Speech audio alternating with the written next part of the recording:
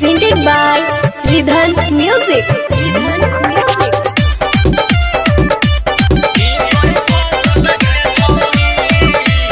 Mixed by DJ Star.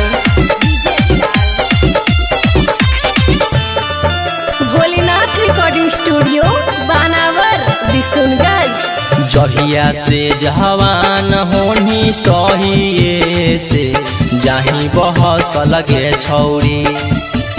जहिया से जवान होनी कहिए से जाही बहस लगे छौरी। गया वाला छौड़ा से हम जानो ही औगे ही तो फसल गे छौरी। गया वाला छौड़ा से हम जानो ही औगे ही तो फसल गे छौरी। जहिया से जवान होनी तहिए से जाही बहस लगे छौरी। जहिया से जवान होनी तहिए से जाही बहस लगे छौरी। जहानाबाद के छौड़ा से हम जानो ही औगे ही तो फसल गे छौरी।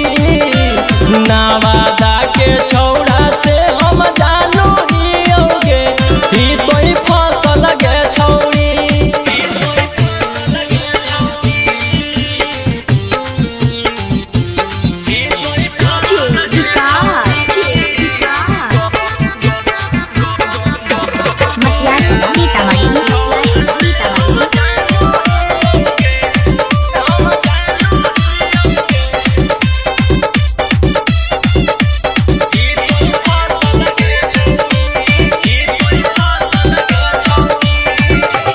जब से देखलियो तोरा नजरी में हखी तू बस लगे छौरी। जब से देखलियो तोरा नजरी में हखी तू बस लगे छौरी।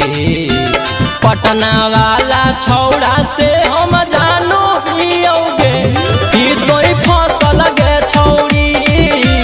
पटना वाला छौड़ा से हम जानो ही औगे ही तो फसल गे छौरी। बाढ़ वाला छौड़ा से हम जानो ही औगे ही तो फसल गे छौरी। भोलेनाथ रिकॉर्डिंग स्टूडियो बानावर बिशुनगंज।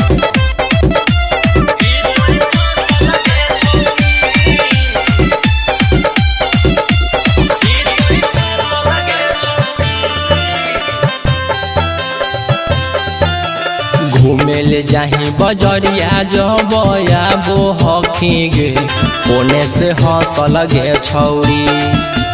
घूमे ले जाही बजरिया जबया बो हखी गे ओने से हंस लगे छौरी।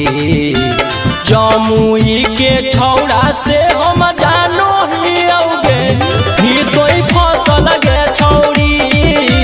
गायक रौशन रोही से हम जानो ही औगे ही तो फसल गे छौरी।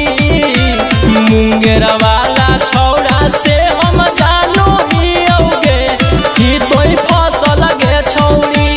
भोलेनाथ रिकॉर्डिंग स्टूडियो बानावर बिशुनगंज।